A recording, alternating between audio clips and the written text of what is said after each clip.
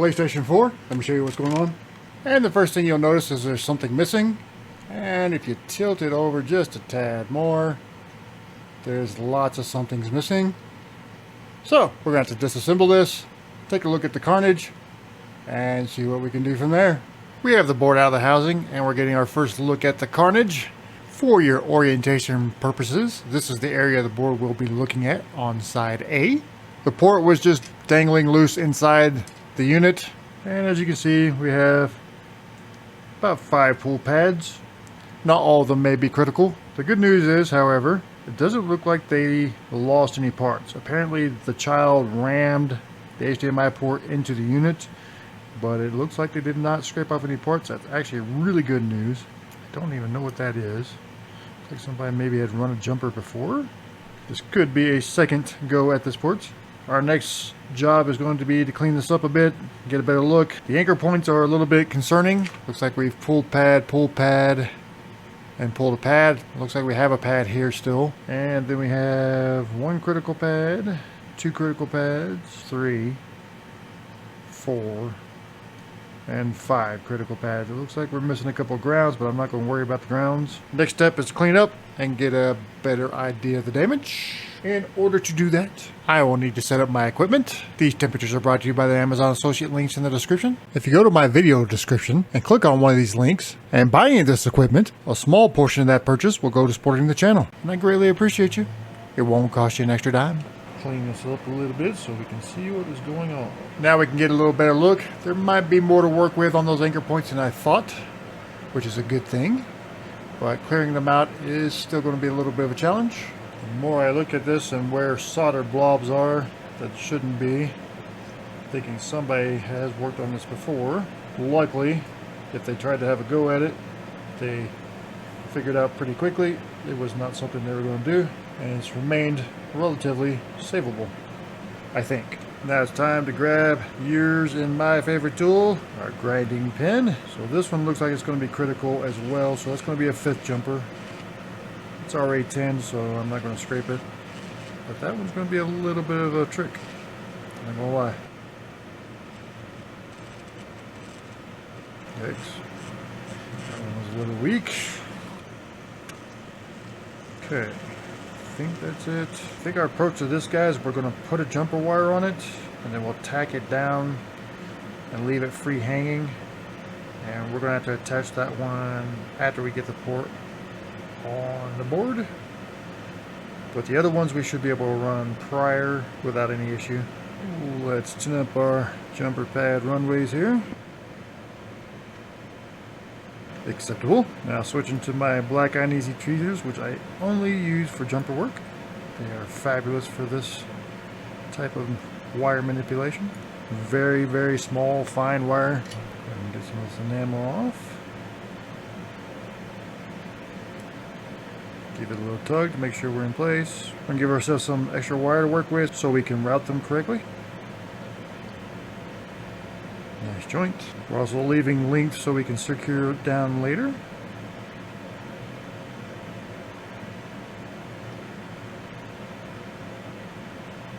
Nice joint.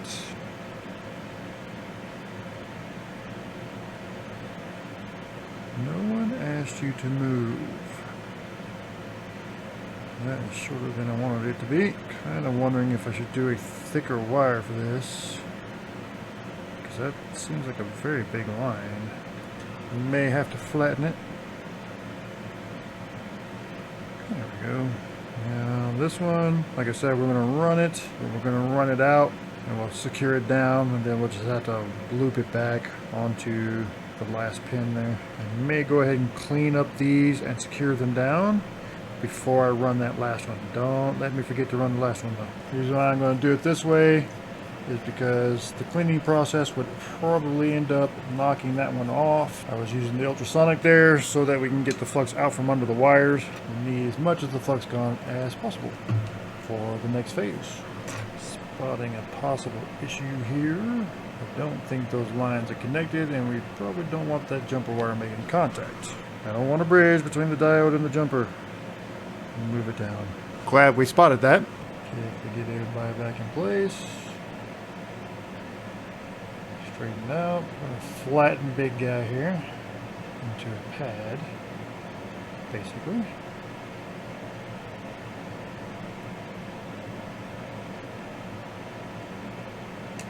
The next step will be to secure all these down with UV solder mask.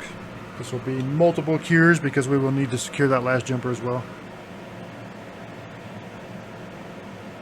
We may need to tack this down prior so it doesn't cure sitting up like that. Doesn't really matter if we make a mess up here. It will not interfere with our port, but under the port we gotta be a little more careful. And if you get a big thick pile like that, like I just did, you just spread it out. It'll be fine. You'll make more of a mess trying to clean it off the board than spreading it out. Let's do some strategic tacking down. And what do I mean by that? We're going to hold the wire down and do a little partial cure. We're going to give this a full cure with the big lamp.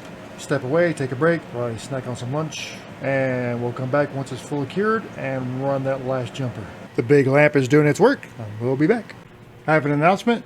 I, being Mage Repair, am moving back home to Texas. My primary service area in Texas will be North Richland Hills, Hurst, Euless, Bedford, and Fort Worth in general. All mail-in services will be temporarily paused through the month of August and will resume sometime in September when I've worked out all the logistics. If you're a local shop in those areas and need microsoldering services, please reach out. Talk to y'all from Texas in September. Alright, we are well cured on those jumpers at this point.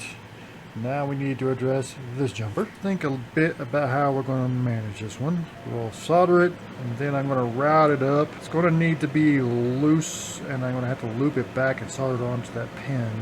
I'm actually going to pull up an image of this board and make sure that this is actually connected to that pin. Disregard the red round circle there. This is demonstrating some other fault, but I pulled this image off the net, and as you can see, that via is connected to that pad, so we are going to run that jumper. Let's add some flux to our via. We are going to have to figure out what orientation to put the wire in. And I'm going to have to secure it down on this side, which means we're going to have to route it around this a little bit. Kind of right in that area should do. And going to give us a bit for securing. We'll be able to secure on this side and that side.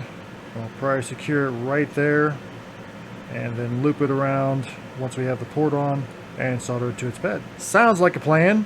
We'll find out if it's a good one or not. There'll be some link to it we can adjust later. Next step is to clean it off, and then we'll secure it down and give it a cure. Go with the wire. We're just brushing in one direction. Flux and UV coating do not mix. Now we're going to secure it down, cover that whole joint. We're going to give this another cure. We should be quite thoroughly cured at this point. Excellent. I'll scrape the enamel off our jumpers. Lightest touch is all that you need. Let's tin everything up here.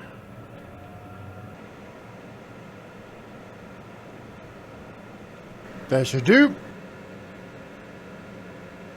Excellent. The next question is, can we get it to sit in these rather boned up anchors? Yeah, I think we can. Very good. We're going to go with a flow in.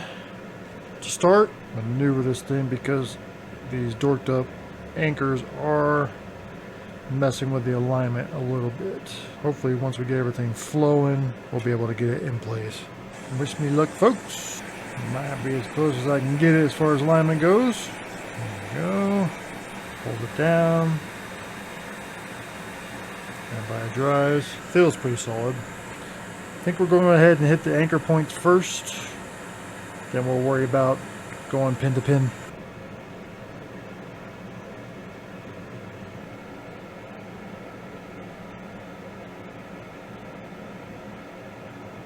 Not the prettiest thing ever, but it'll work. Let's check our important issues. We're going to go over them anyway. Okay, that's not attached to the wire. That pad's not down. That may be attached to the wire there. Good. I don't think you're attached to anything. That one's free floating, that's fine. That's not down, that's not down, that's not down, and that one's not down. And this one is this wire. So, okay, I think we got that. Alright, next issue, this guy here. Okay, we're attached there. Alright, This wire might be more of a challenge. I absolutely despise chasing bridges.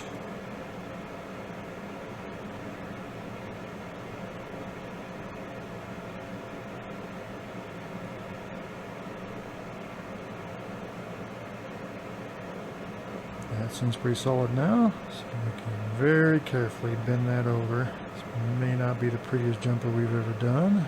We do not want it breaking off before we get to that pin, or breaking off under the port. Solder, you bugger.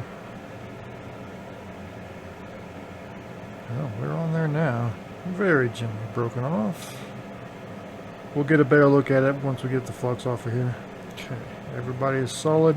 We're going to give this a clean up, get a better look. Okay, I just went over every pin and every wire and every pad is solidly attached. I think we're good to go to put it back together and give it a shot. Wish me luck. Okay, moment of truth. See if we get a picture. Aha! Looking good. Looks like we have managed to fix that HDMI port. Excellent result right there. If you got value out of this video, I think you'll get value out of this one here, and I'll see you there.